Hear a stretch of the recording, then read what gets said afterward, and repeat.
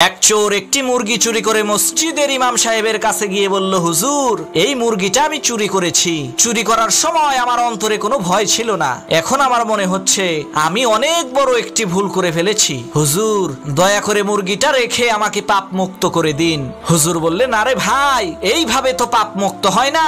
যার মুরগি চুরি করেছেন মুরগিটা তাকে ফেরত দিতে হবে, তাহলেই পাপ মুক্ত হয়ে যাবেন। চোর বলল, হুজুর, ফেরত দেওয়ার চেষ্টা তো করলাম, কিন্তু মুরগির মালিক ফেরত নিতে রাজি তো হচ্ছে না। হুজুর বললেন, তাহলে তো আপনি পাপ মুক্ত হয়েই গেছেন, কারণ আপনি তো মুরগির মালিককে ফেরত দেওয়ার চেষ্টা করেছেন। তখন মুরগি চোর খুশি মনে বাড়ি চলে গেল। এদিকে হুজুর বাড়ি ফিরে জানতে পারেন ওই চোর অন্য কারো মুরগি চুরি করে নাই, বরং ওই হুজুরের নিজের মুরগিই চুরি করেছিল। তখন হুজুর মাথায় হাত দিয়ে বলল, আল্লাহ, জীবনে বহু চোরের কথা শুনছি, কিন্তু এই রকম উকিলের মতো বুদ্ধিমান চোর যে আছে তা আমার জানা ছিল না।